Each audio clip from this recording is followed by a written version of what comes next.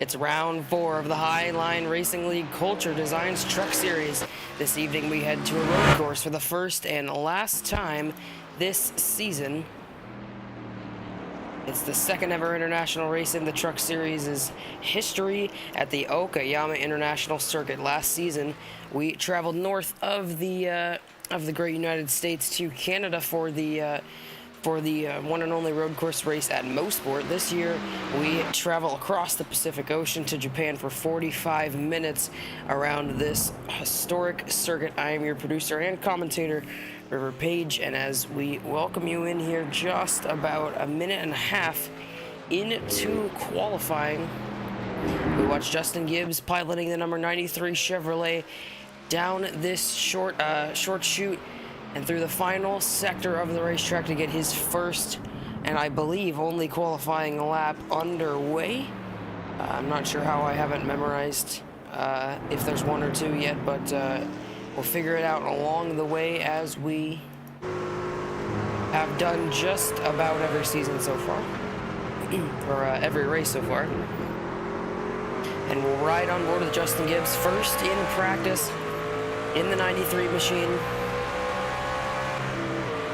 And so we'll see what he can make of his first qualifying lap here as he goes down into turn 1, right to the apex, trying to keep the wheel spin to a minimum, even though these trucks make a little bit less horsepower than the Xfinity and Cup counterparts, and especially less horsepower than the Gen 4 stock car that is ran in the Premier Series here in the Highline Racing League.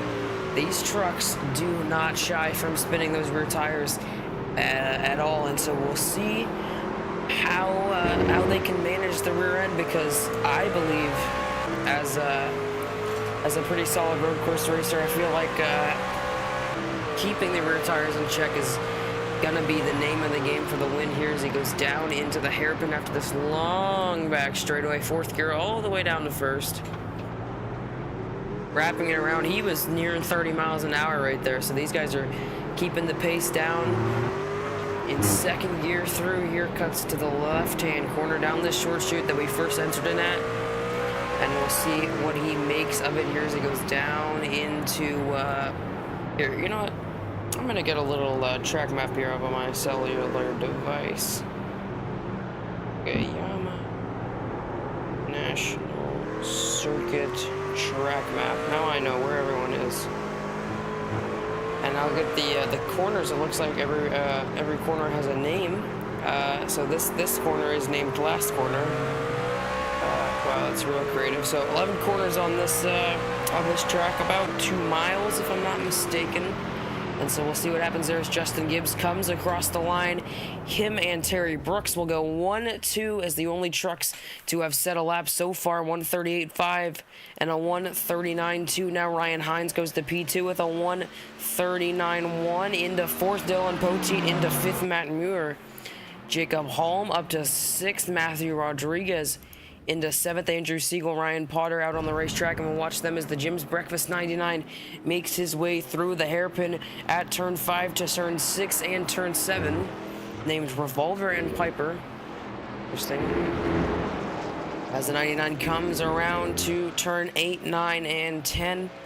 8 and 9, the slowest corners on the track, other than that hairpin, as he goes through turn 8 here, named Redman, and then to turn 9, Hobbs, and he'll hang right down to 1st gear, maybe 2nd, to keep the rear tires under check. This is not the first time we have had a stock car league hit the track at Okayama. Of course, the Aurora Cup Series last season raced here during the International Tour, where I believe Chase Schaefer won that race en route to the International Tour Championship. And we know that those cars were a handful to drive, very similar to these trucks. Ryan Potter to P6 on the board out of 8. And that leaves 5 trucks yet to set a lap now, or 6 trucks now, down to 5 as Garrett Sidnor goes up to P4. And as Lucas Lodato comes around, he will be the first of 3 to finish their laps. It actually looks like Andrew Siegel already set one. He's got a time on the board right now. He is still on lap number 1 though, so I could be mistaken, and we'll see what the 16 can do here. Him and Lodato basically on the same place on the track. See, here comes the 7, just about a couple seconds behind him, so we'll tune into Siegel's lap first and see where the 16 machine ends up as he comes out of turn 11 down the front stretch up into 4th gear as he crosses the finish line. That High Rock 16 is gonna, oh my god, he's dead. Andrew Siegel has a horrible crash. Looks like that lap will not count. I'm assuming he got an off track there, and it looks like the same goes for Lodato. Both of those guys, oh, Lodato was on his out lap. Okay, so Siegel's lap did not count, but Lucas Lodato has a chance to set a lap. Nicholas Pressey comes across the line. That lap is going to put this 94 Tokyo Drift A86 lookalike scheme up into P4, keeping it down to the Japanese roots here with that Nicholas Pressey Esports Ford F-150, as his lap puts him 4th, 9/10 of a second off of Justin Gibbs. No one touching that 93 machine as he rides 6/10 ahead of 2nd place Ryan Hines. Lucas Lodato, the last person with a chance to make something happen for the pole, and will ride on board with him as he comes out of turn 7 and down the short chute to 8, 9, 10 in the final corner in turn 11. Finish off his lap here as he comes through the 2 hairpins. He is absolutely crawling 49 miles an hour as he got a little sketchy off the exit there as he rides around hard on the gas, spinning up the rears. He's gonna almost loops out coming into the final corner. See, that right there is why you need to conserve your rear tires. That was 1 out lap and 1 push lap, and he is already sliding around like he's on ice skates. As he comes across the line, Lucas Lodato will go to P1. He dethrones Justin Gibbs, and with that, qualifying will wrap up. Andrew Siegel will not set a lap. Well, he set a lap, but it doesn't count. Dalton Beer will not attempt to set a lap, and Jimmy McKee will not be able to set a lap. Alan Kunman and Adam Bossy, your 2 choose Vs yet again. As we saw, both of the Vs heavily damaged after last week. They've been repaired, not to worry. So we will run out this 1.5 minutes that we've got left here. Maybe we'll run an ad. How about that? So we'll be back in just about 90 seconds for the gridding of today's affair here at Okayama.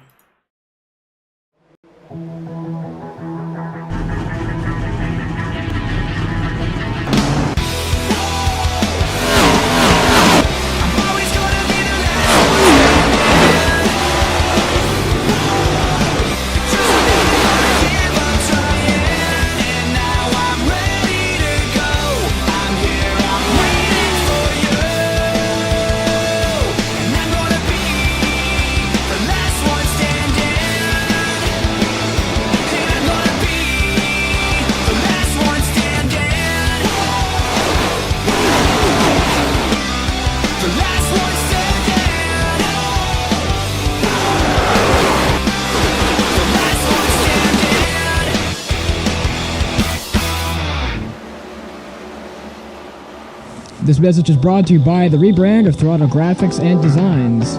This publication may not be reposted without the authorized written consent of Throttle Graphics and Designs. NASCAR Camping World Ford F-150. NASCAR Xfinity Ford Mustang. NASCAR Cup Series Next-Gen Ford Mustang. Arca Menards. This has been the publication of the redesign and rebranding of Throttle Graphics and Designs. This message may not be reposted, republicated, or rebroadcasted without the authorized written consent of Throttle Graphics and Designs. Thank you, and thanks for your time.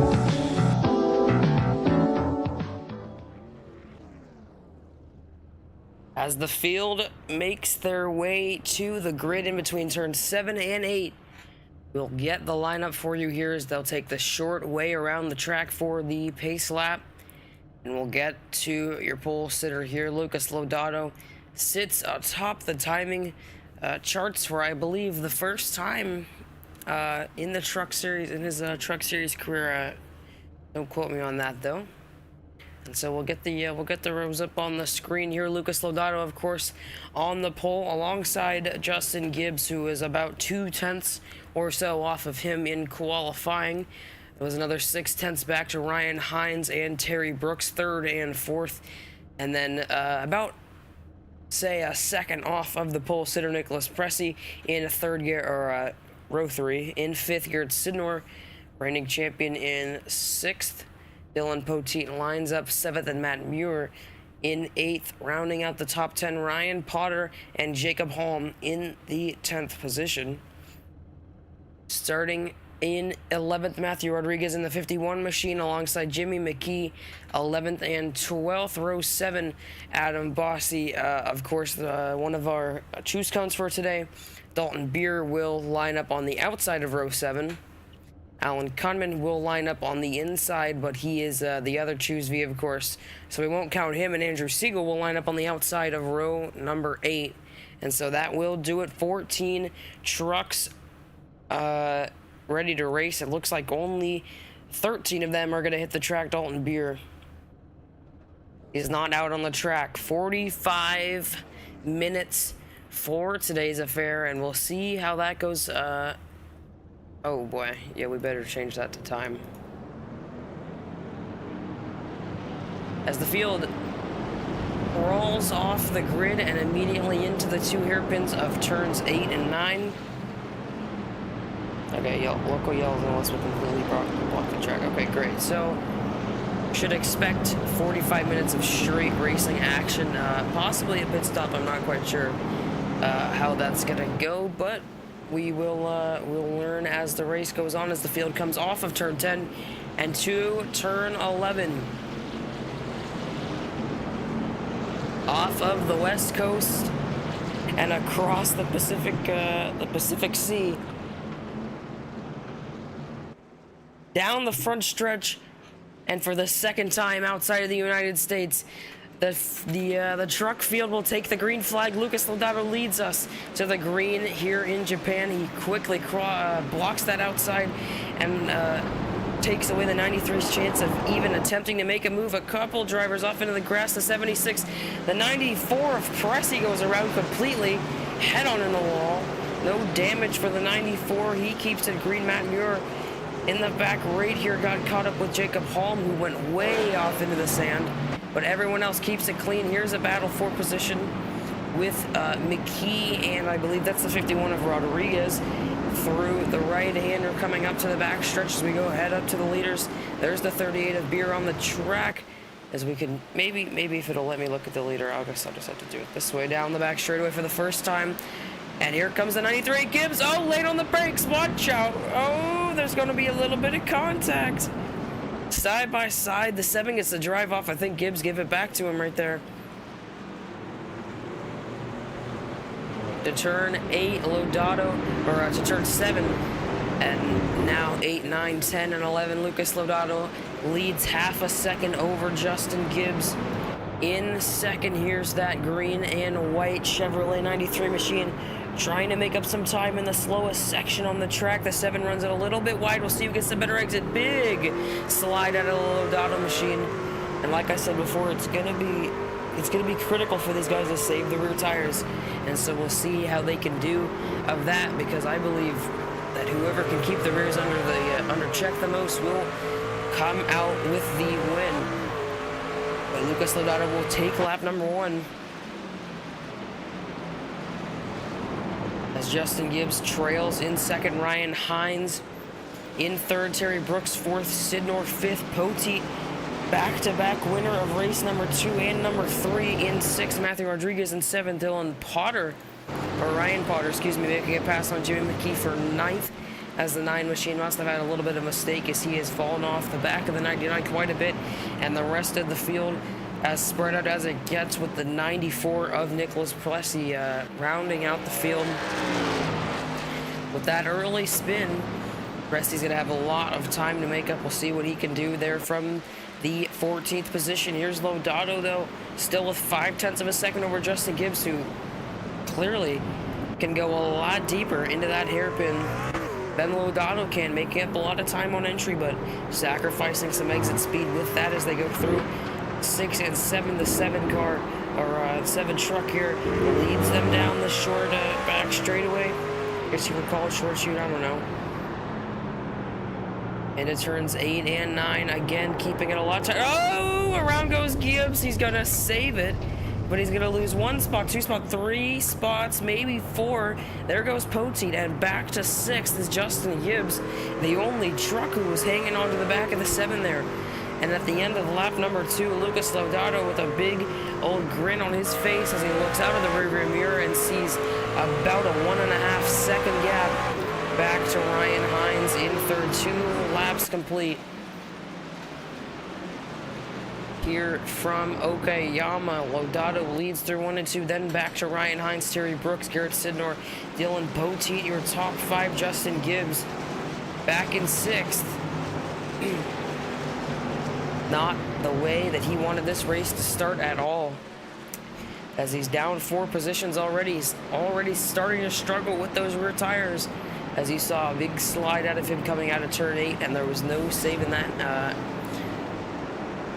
Chevy machine right there as he comes up the hill and down the back straightaway. I believe that's let's see here, turn 4, that big right-hander. Where's my Google? Here it is. Yeah, so turn 4, the S's are all counted as 1 turn, which is kind of interesting. See what Justin Gibbs can do here. Right smack dab in the middle of the field, Matthew Rodriguez in 7th. Behind him, up 4 spots with the Japanese lettering on that truck. A lot of drivers sharing the Japanese style liveries.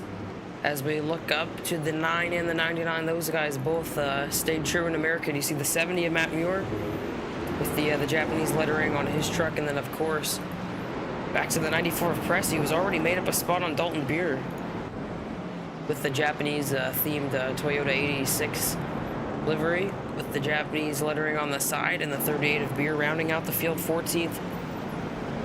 Trying to hang to the back of the 94, obviously one of the quickest trucks on the track right now, but we'll see if he can make up time on the leaders. He's got to hope for a yellow or some sort of luck to fall his way, as Lucas Lodato has stretched his lead out to about 2 seconds that time by Ryan Hines, keeping the gap in check just a little bit, but of course losing about half a second per lap, and it's been that way for the 3 laps that we have completed so far,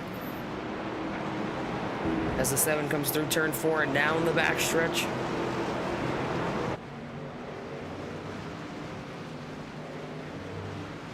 Five minutes, 6 minutes down and away here from Okayama, as Lodato hard on the brakes from 4th all the way down to 1st. He'll hit about 40 miles an hour through that hairpin before stretching the exit back out through the double left-hander here, stretching that entrance out as wide as you can without getting into the grass. It used to be acceptable for sure, but now there's just absolutely no way with the new update that iRacing has just released. The Season 4 patch included an update to the grass and gravel, which no one really was asking for that, but iRacing delivered on that note. A lot of other interesting and exciting content as well, but now with this grass quote-unquote more realistic than it's ever been, with the same as the sand and all those gravel traps, if you get in there fast enough and you get the thing sideways, she'll flip on you. So I don't think that's gonna be an issue here, especially at a road course. But at tracks like Las Vegas, the big ovals, if I can get the schedule back on my little phone here. I don't know how many 1.5 mile tracks are left, but if I can just look at it. Okay, here we go. So North Wilkesboro and then Dega. So Dega's kind of the one where and Auto Club, of course, the season finale. Those are the 2 tracks where you see a guy get turned onto the infield grass. If he corrects it fast enough and gets it sideways, it could flip over. We saw it already a couple times in our Night in America, with drivers getting turned into the grass and flipping absolutely horrifically. And so we'll see if that ever happens in the truck series. I don't think it will. Generally, probably one of the most clean racing leagues here on FTN.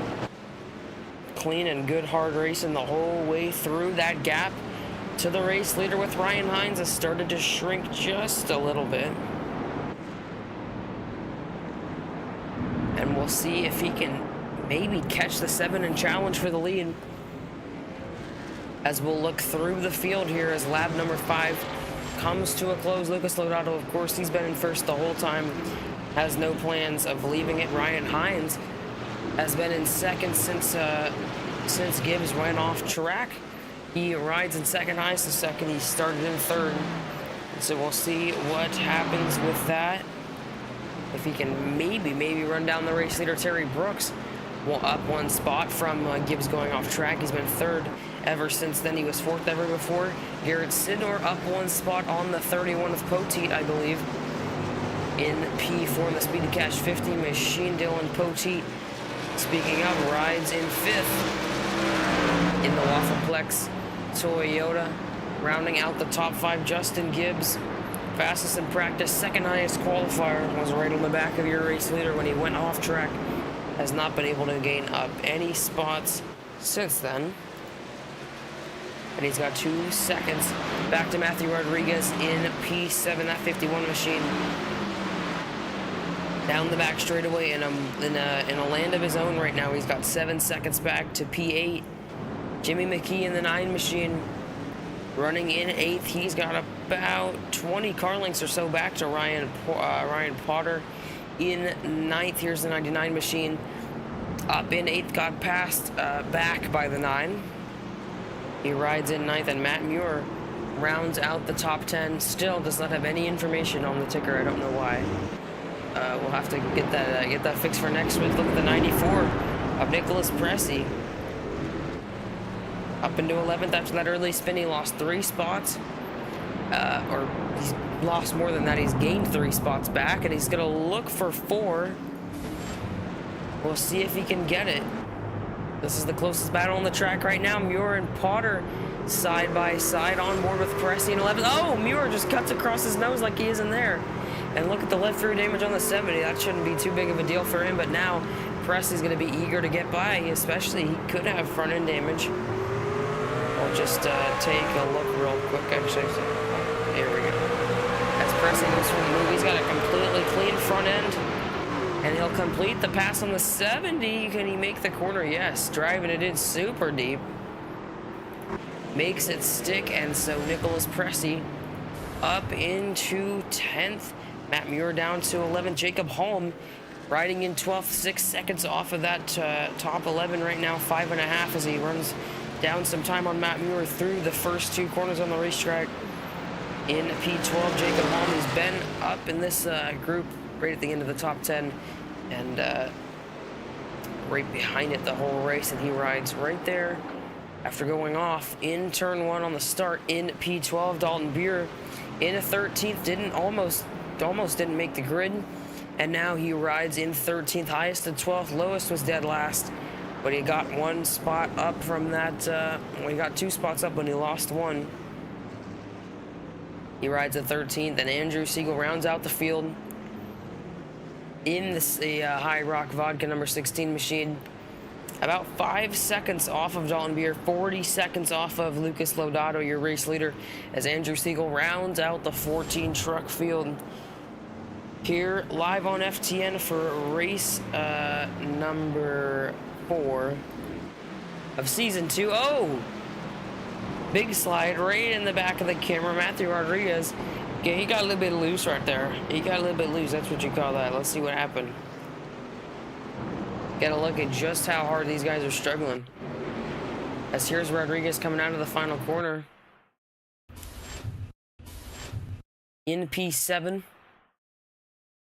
Trying to keep the rear tires in check. Just lets it slip. Whoa! That is a scary, scary feeling right there. That front end was ported mighty close towards the wall. Look at that angle. That's a pretty solid save there from Mr. Rodriguez. He keeps it going.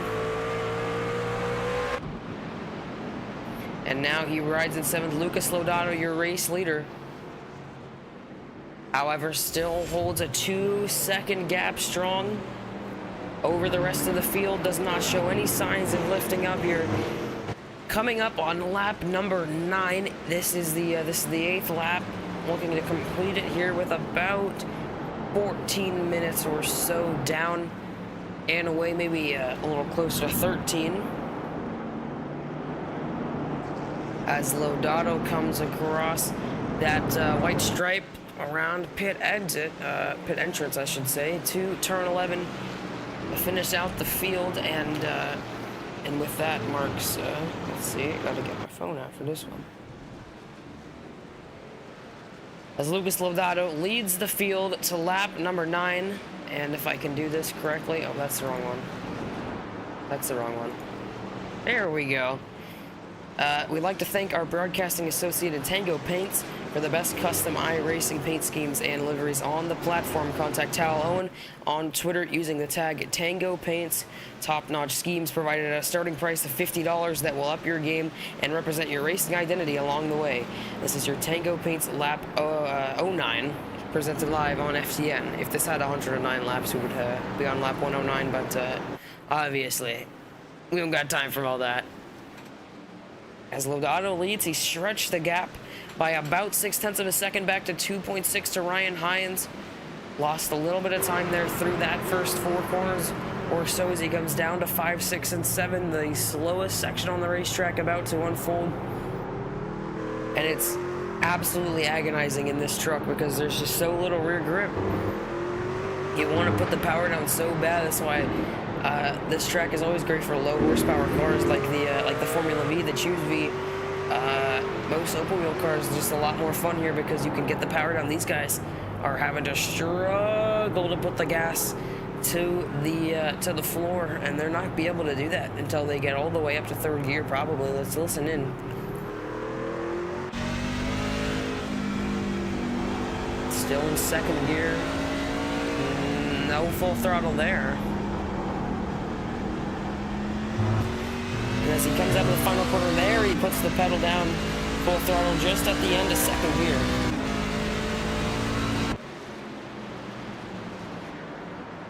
Back down into 1 and 2. This battle for 2nd is heating up. Those tires on that 25 machine ain't gonna last forever.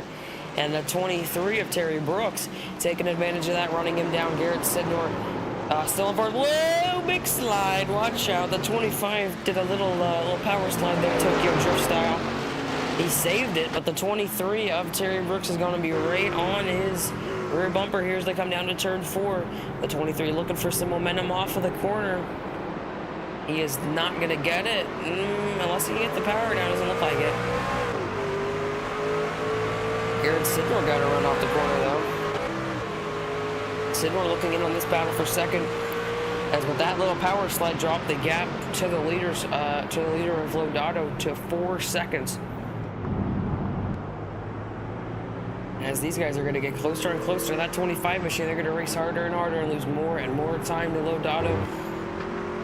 And this is exactly what Lucas Lodato wanted to see.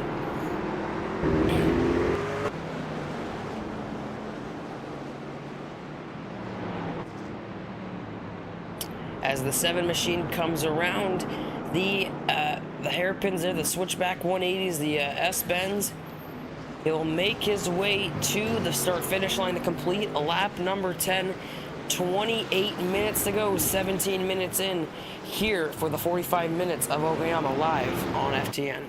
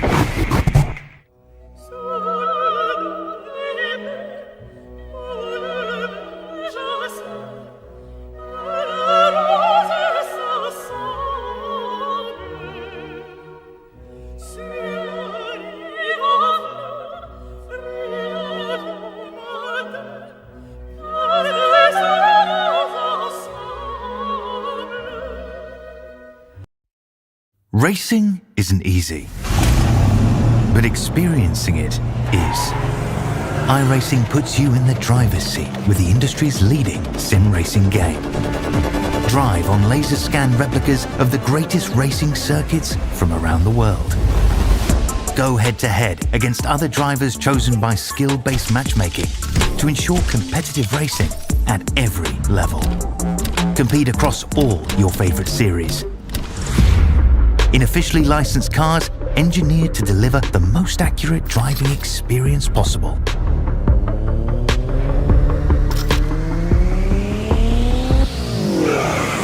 Join a race or host your own with players from across the globe. Race against the computer or in a league with friends. Feel the thrill behind the wheel. Visit iRacing.com.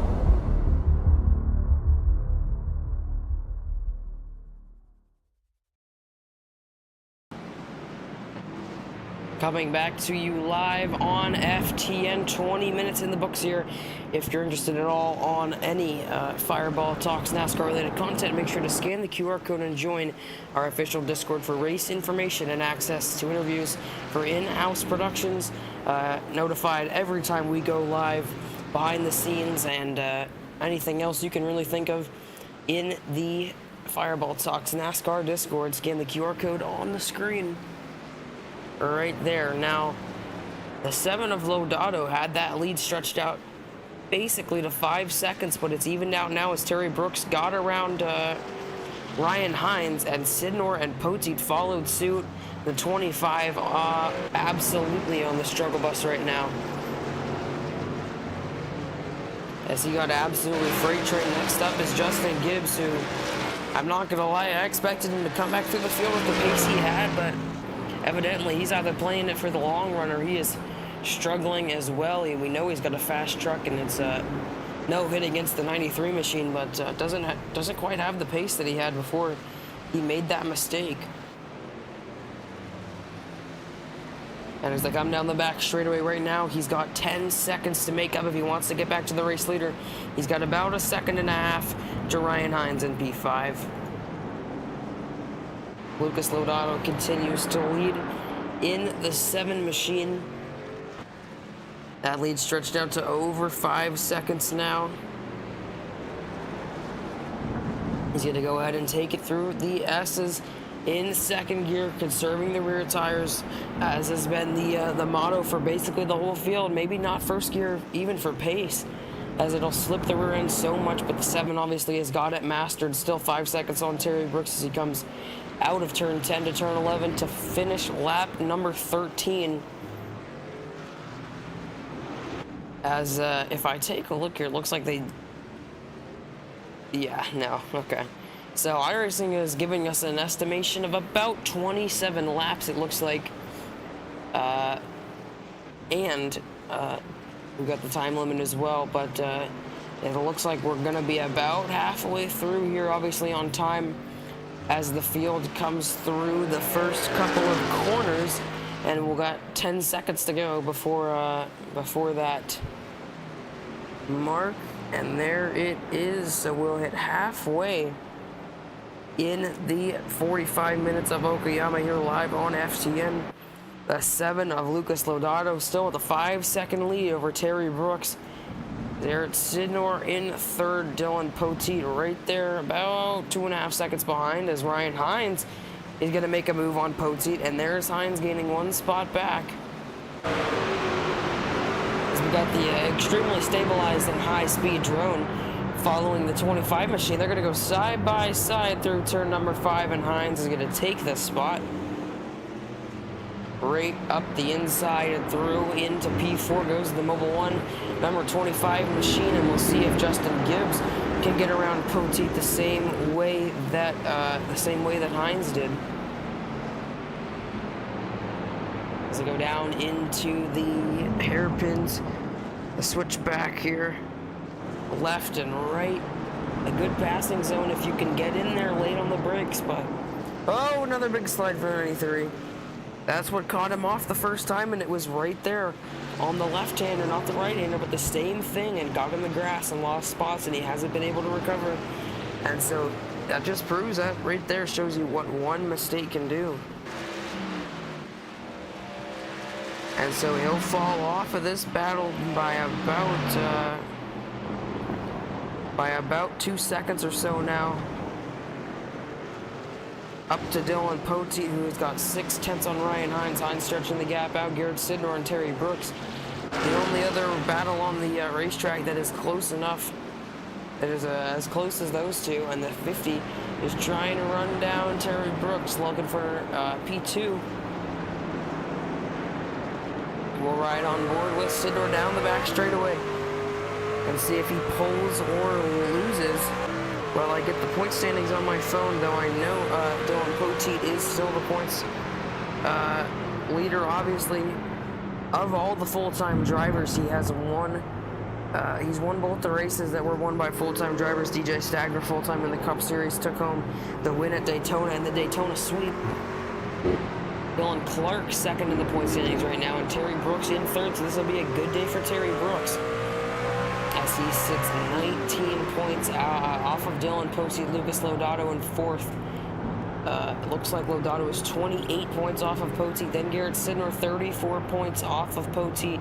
The reigning champ sits in fifth. Oh, big slide for Sidnor, and he'll lose some time to Terry Brooks.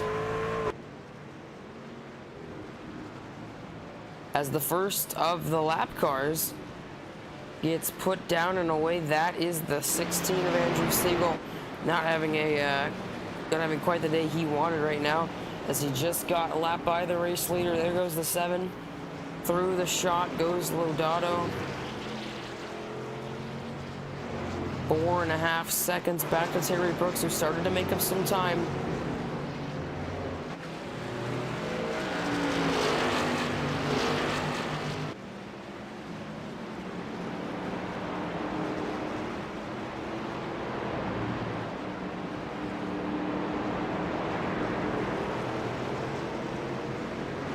Oh, here we go. No, never mind. All right, well, I was trying to look at the point standings for Season 1. Whoa, what trouble? Poteet was just way offline down the backstretch. And here comes Gibbs. Let's see what happened to Poteet. I have no idea what he was doing in the grass.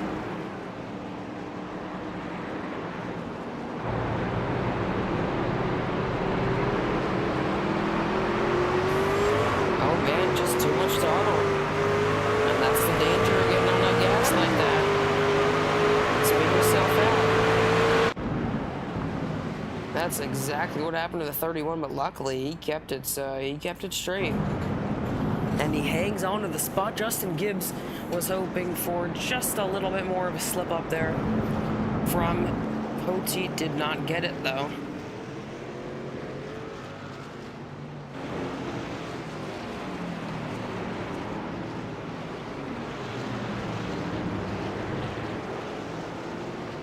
As the field comes down the front stretch one more time, Lucas Lodato will finish lap number 16, 17 minutes remaining here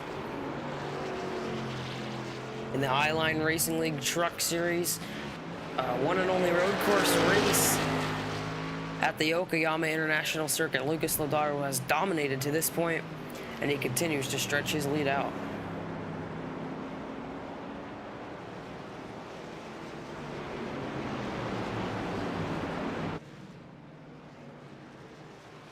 Alright, so I've got the stream up from Canadian Tire.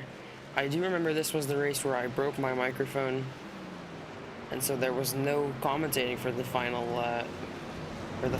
call. But it was Sidnor. Okay, so Sidnor won. I did suspect the 50 was up there.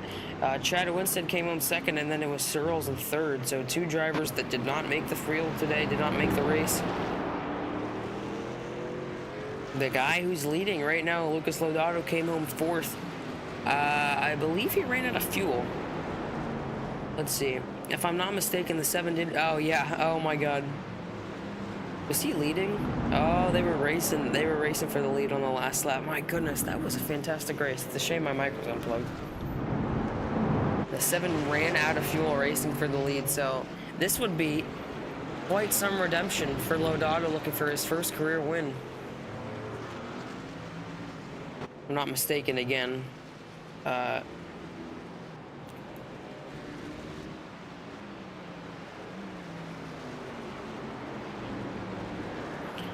So it would be a good feeling for the 7 machine. We know how excited he was to talk to me after Las Vegas, just to be on the podium.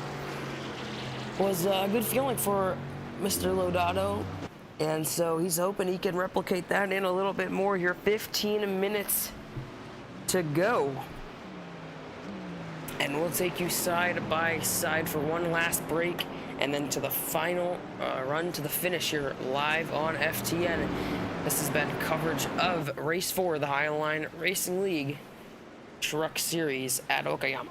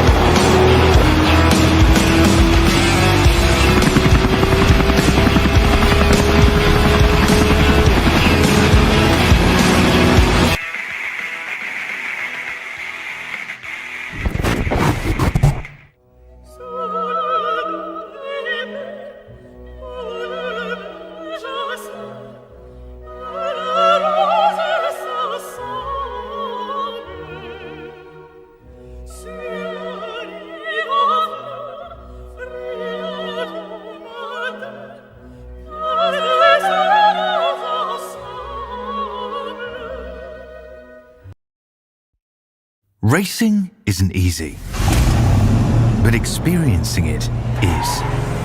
iRacing puts you in the driver's seat with the industry's leading sim racing game. Drive on laser scan replicas of the greatest racing circuits from around the world. Go head to head against other drivers chosen by skill-based matchmaking to ensure competitive racing at every level. Compete across all your favorite series. In officially licensed cars, engineered to deliver the most accurate driving experience possible.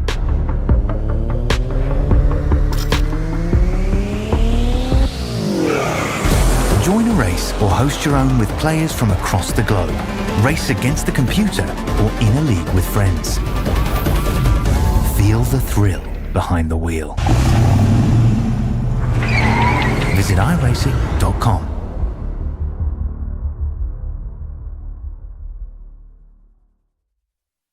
This message is brought to you by the rebrand of Throttle Graphics and Designs. This publication may not be reposted without the authorized written consent of Throttle Graphics and Designs. NASCAR Camping World Ford F-150. NASCAR Xfinity Ford Mustang. NASCAR Cup Series Next-Gen Ford Mustang. Arca Menards. This has been the publication of the redesign and rebranding of Throttle Graphics and Designs. This message may not be reposted, republicated, or rebroadcasted without the authorized written consent of Throttle Graphics and Designs. Thank you, and thanks for your time.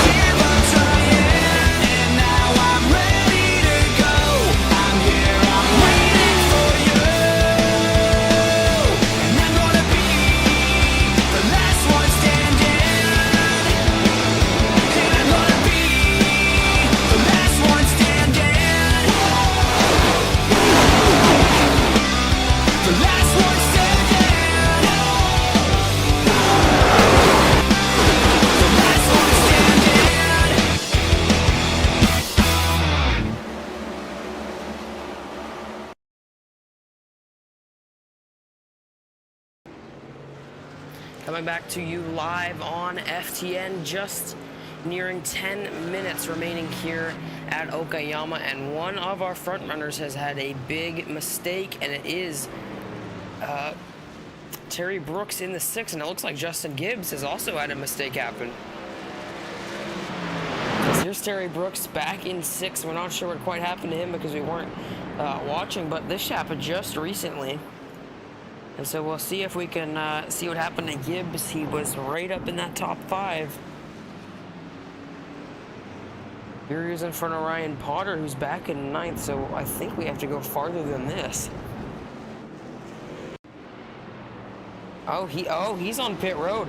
Oh, okay. So I think Terry Brooks came on a pit road, and it looks like we will have to pit after all. Learning from the catastrophe of an ending, which was at Kendo, and these guys could not save enough fuel to make it to the end. Some of them ran out coming to the line, and so it looks like they're giving the trucks a little bit less fuel. And 4 fresh Goodyear tires went on both of those trucks.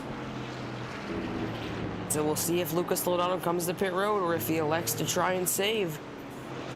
Justin Gibbs is 35 seconds off of the race leader. And Terry Brooks is just about 30 seconds behind. But they are lapping dramatically quicker than Lodato, and by dramatically, I mean 4 seconds quicker. On the fresh tires, we're right on board with Brooks here as he closes that gap in by about a second just through those 2 corners. He is absolutely flying. But I don't think, it definitely won't be enough right now.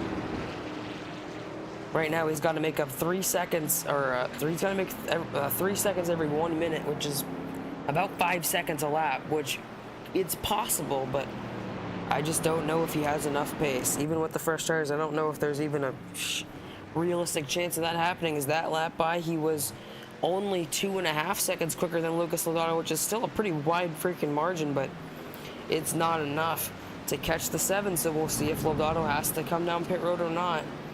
And I think if he does have to pit, he would have came already, or he's just planning on taking fuel and no tires, because obviously it wouldn't matter where you pit if you're just taking fuel. But those guys pit for tires, and if Lodato wants tires, he's got to come in now. I don't think he's going to do it. I think he's just going to go for fuel, but he might try and save. And so we're starting to get flashbacks to, of course, when he almost had his chance at his first career win. He had a chance. He was side by side for the lead with Sidnor on the last lap of the Canadian Tire race. Was race 3 of season 1 in the Truck Series, and he was so close. But he ran out of fuel halfway through the lap, and there is Sidnor right in his mirror. So this is literally everything, just the wrong track. Everything else is perfect, it's just the wrong track as Sidnor is haunting him down.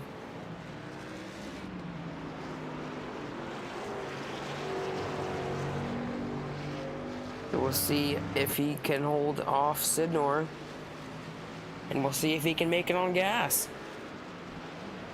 As we'll go through the field one more time and take a look at where everybody is before we get to the final 5 minutes or so of this race. Of course, Lucas Lodato, let's get a little stat check here. He's led every single lap, right? Lucas Lodato putting on an absolute clinic right now. He still leads by 5 seconds over Garrett Sidnor. He's been in first the whole race. He has not lost first. He got it in turn 1, never looked back. He has led every single lap so far. Perfect race for Lodato. I believe he has the fastest lap as well. So, and he got pole. Yeah, so this is could be a perfect weekend, except for he didn't win practice. Garrett Sidnor started in 6th. He has made his way up to 2nd with the drivers that pitted from ahead of him and with the drivers making mistakes ahead of him. Up into 2nd, a solid day for the Season 1 champion. Needs a good points grab against Dylan Poteet, who rides in 4th. Ryan Hines splits up the 2 in 3rd. Was up in 2nd earlier, made a mistake off the track, went to 25, and he dropped a lot more spots after that while we were away.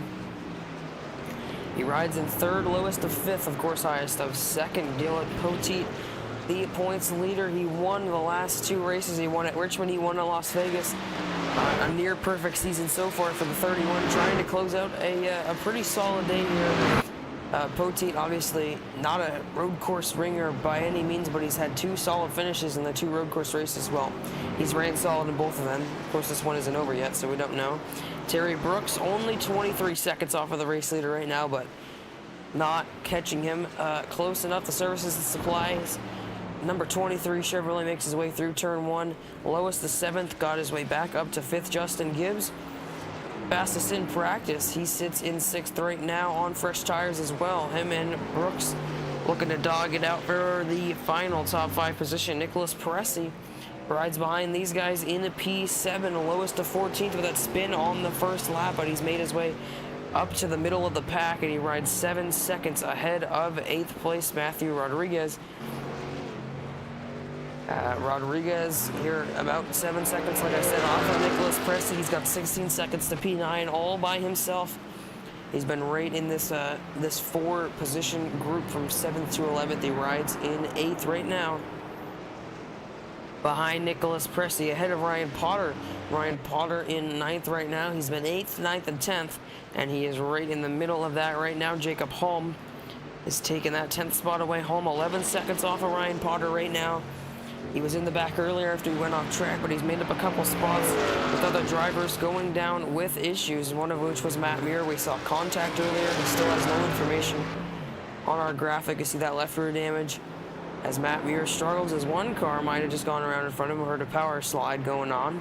Dalton Beer rides in 12th right now, highest of 11th, lowest of 14th, which is dead last. Andrew Siegel in 13th, 1 lap down, and Jimmy McGee retired from the race 13 laps ago.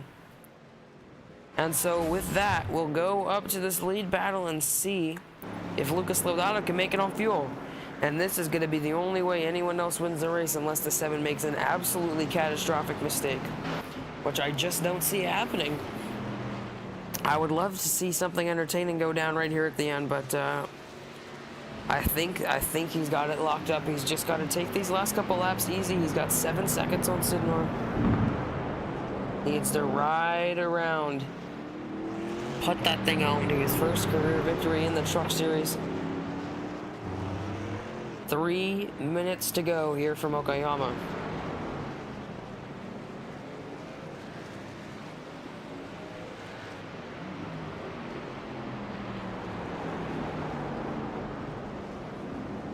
As he comes through turn 8 and turn 9, sliding out the rear end a little bit. Garrett Sidnor making up some time on him through the last section of the track, about half a second.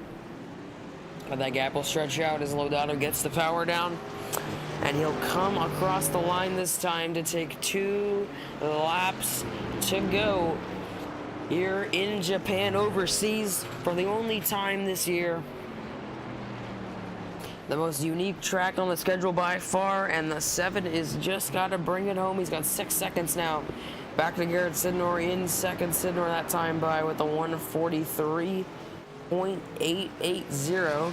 Lucas Lodato with the 1:43.735. So the 7 machine a little bit quicker last time by. He doesn't have to do that anymore as he comes down through the S-bends at turn 3 into turn 4. For the second to last time, hard on the brakes, scraping the grass, using all of the track and then some as he comes through turn 4 and up the hill. Laying the power, oh, he gets loose, my God, he is scaring me.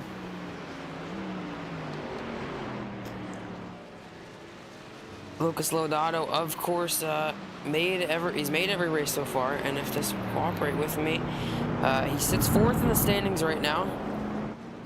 He's 28 points off of Dylan Poteet, and this will be a great points day for him again, because Poteet is in 4th. Terry Brooks might catch him. I don't think he will, but there's a chance. And with that comes some more points knocked off of the points leader, and just a couple more points to Brooks and Lodato. Of course, if Brooks can't get by him, then Poteet will gain. Dylan Clark, 2nd in points right now, did not make the race, so he will drop. He'll drop to Brooks, Lodato, and Sidnor for sure, and Ryan Hines as well. Garrett Sidnor, a good points day for him as well, as this points battle is going to heat up just like it did last season. as Lucas Lodato comes out of turn 11. And he should see the white flag, this time by 1 lap to go from Okayama. Can Lucas Lodato bring it home here in Japan? We'll ride on board as he goes down into turn 1. Super cautious through 1 and 2. No sliding there. Well, just turn 1 is stopped oval. Into turn 2 here. Again, super cautious as Dylan Poteet looks to be blinking out. As he goes through the S-bends here, there's turn 3. And to turn 4, we saw him get super loose here last time by... Let me keep the rear in check this time. Up the hill, he is literally not touching the gas. So easy. Trying not to spin the tires. No mistakes. He's got 6 seconds still on Sidmore. I think he's going to bring it home. Down the back, straight away to turn 5 for the final time. Lucas Lodato looking for the perfect weekend, and it's within reach now as he goes through turn 6 and turn 7. 4 corners to go as he exits here and down the final quote-unquote back straightaway. He's got one more lap truck in sight, though he won't catch him. That's Dalton Beard. As Beard can see the 7 right through that little gap as we watch as Lodato comes through the S's for the final time. Just easy on the gas, easy in and easy out. He needs enough fuel to make it from here until the end. He can coast. And he'll do more than coast. Under full power, Lucas Lodato will exit the final corner out of turn 11. A celebratory gas dump. He slides across the front stretch to take his first career victory in the Highliner Racing League Truck Series. Lucas Lodato wins in Okayama.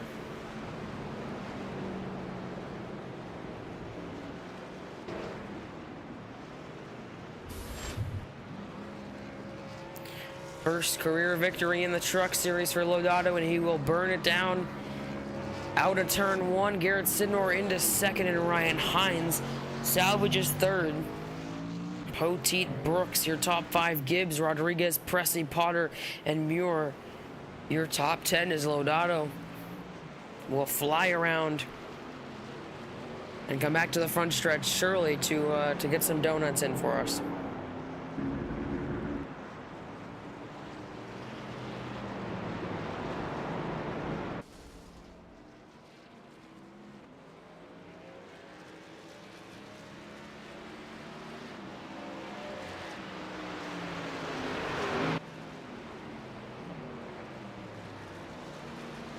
Oh, I think the girlfriend's back in the chat. We'll see how many family members Lucas can thank this time. I'm pretty sure it was dad, mom, grandma, and girlfriend last time. I don't know if that's true, but we'll see if he can break 4 family members. Dylan Bodie's certainly very excited. Maybe he counts as one. Coney's for everybody. Man, every time someone wins, I learn something new. Well, I mean, last week it was the freaking Waffleplex Wonder Lap or whatever. Now we've got Coney's for everybody. What does that mean?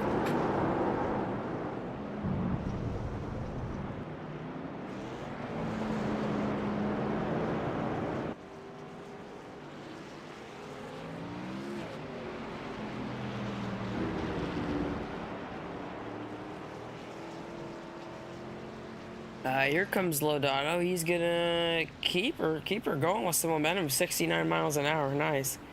Doing that on purpose. He's still going 69. Now I'll bring it to a stop on the finish line. Dump the clutch, and we'll get some good old-fashioned American donuts here in Japan. He's going for the Kyle Larson line. Oh, he's gonna spin it around. It's a pretty solid burnout. I think he practiced for this. I wouldn't be surprised, honestly.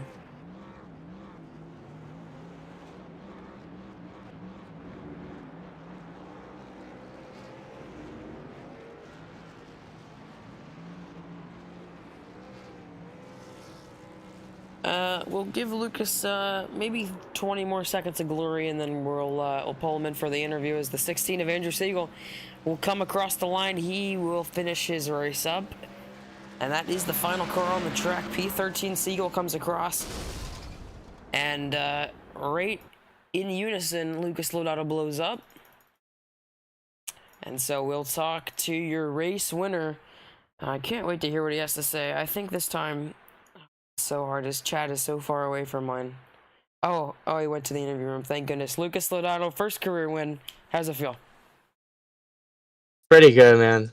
Pretty good. I'm very happy right now, considering how Motorsport went last season. I couldn't be happier right now. Honestly, I'm so glad that I finally got my redemption from last season. Yeah, well, I talked about a little bit how you ran out of fuel. You were racing for the win. Did that does that make this feel any better, or still happy the same?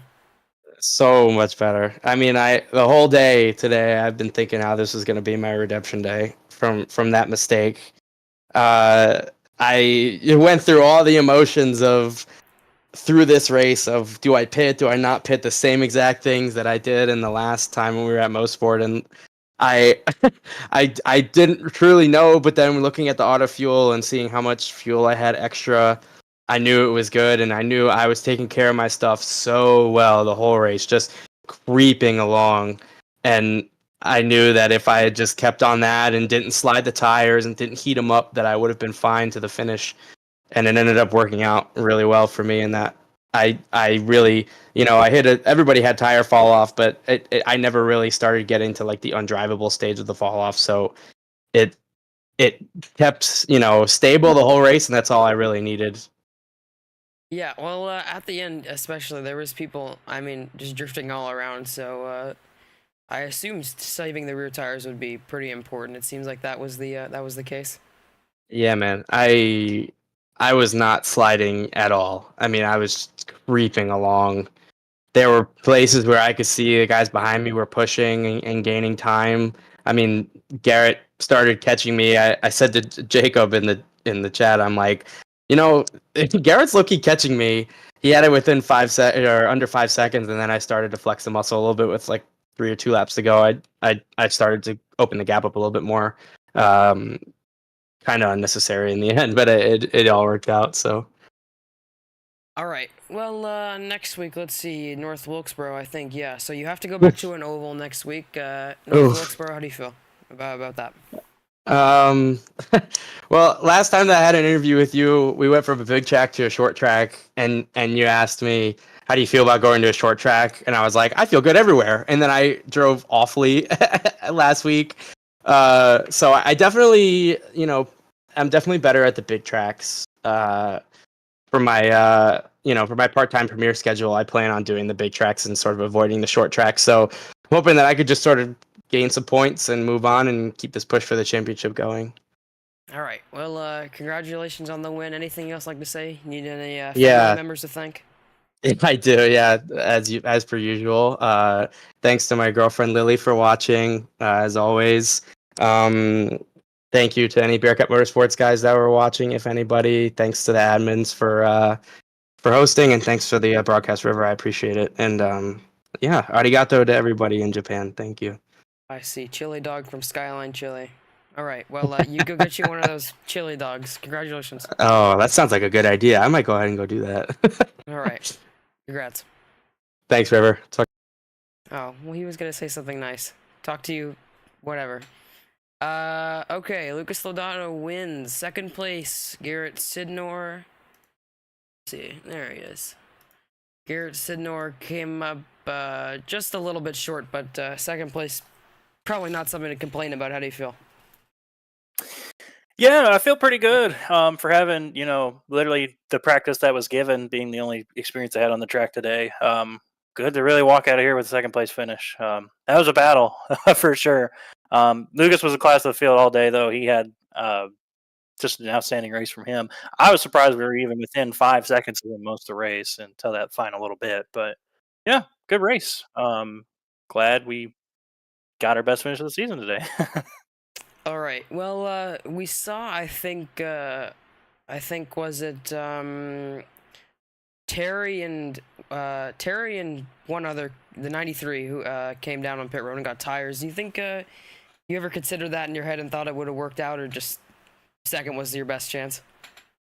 No, I thought about it. I mean, I definitely saw the 23 tip off and was kind of questioning it because for those that don't know, last season my only win in the Truck Series was at Canadian Tire, where I stretched it the entirety of the race. So I was thinking, oh, it's going to be close on fuel again. But as we got slower and slower, like substantially later in the run by almost 3 or 4 seconds, we were, we weren't having as many laps as I thought we were going to have, type deal, and we were 3 or 4 laps to the good instead of being like one or at it.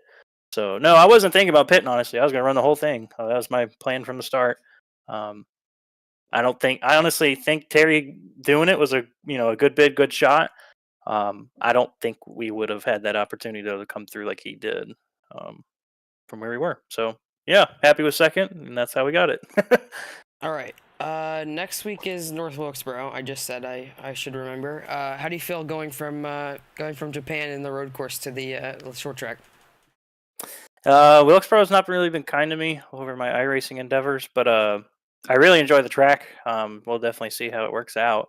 Trying to close up on the top 3 or so in points. We've been kind of there, but not good enough to win yet. And I don't know if we'll be able to do that at Wilkesboro, but if we just survive and stay out front, we can make it happen. So we'll see. Okay. Well, congratulations on second. Anything else I'd like to say before I let you go? Yeah, obviously the Speedy Cash Ford F-150 was appreciate being quick tonight. John Peterson Racing and Ray Tustin Games 123 in that group. Forza Glory Art Photography, FreightAuctions.com. Speedco loves all the sponsors I have on my car. Cars, trucks, everywhere. So yeah. Thank you guys for watching the race. Well, congratulations on second. Thank you for your time. Thank you. Garrett Sidnor, everybody. Second best finish of the year, and again, it's at a road course. So now we'll talk to Ryan Hines. Oh my god. Everything is frozen.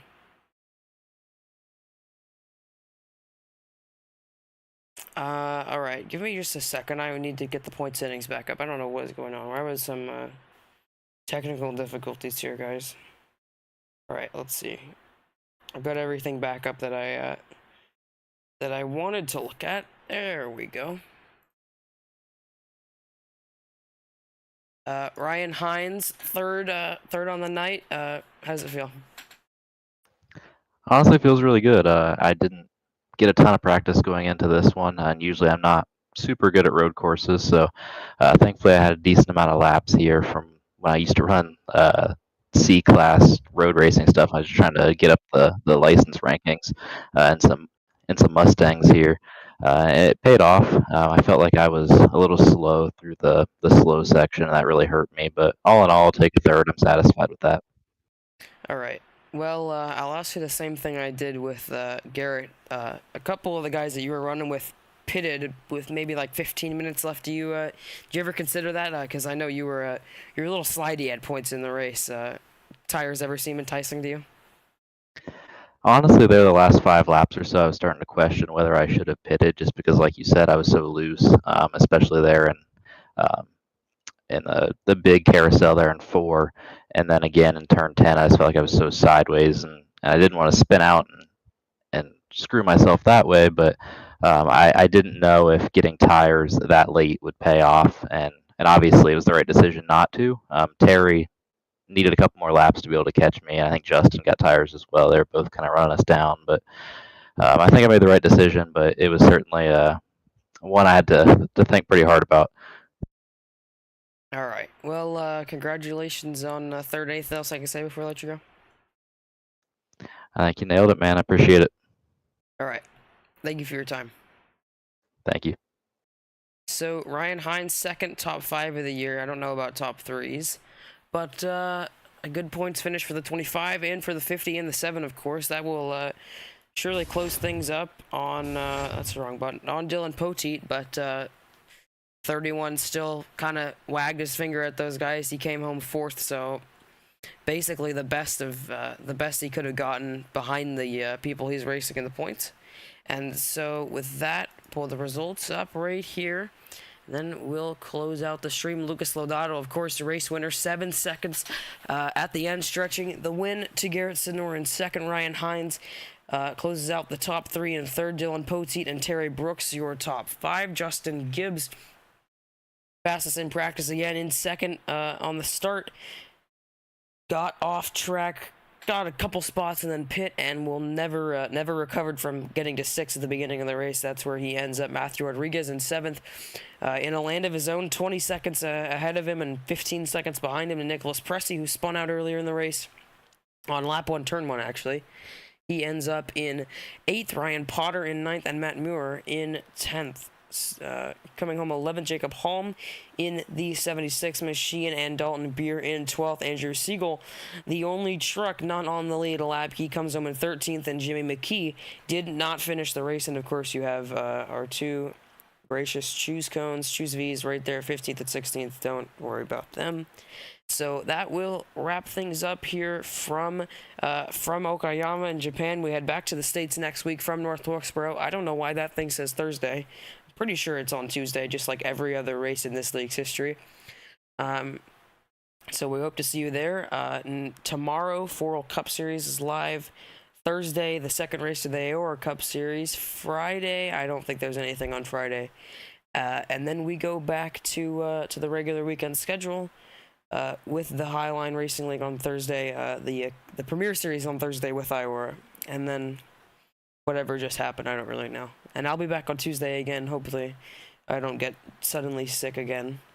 But we'll see how that shapes up. But we'll be back in the Americas for North Wilkesboro next week.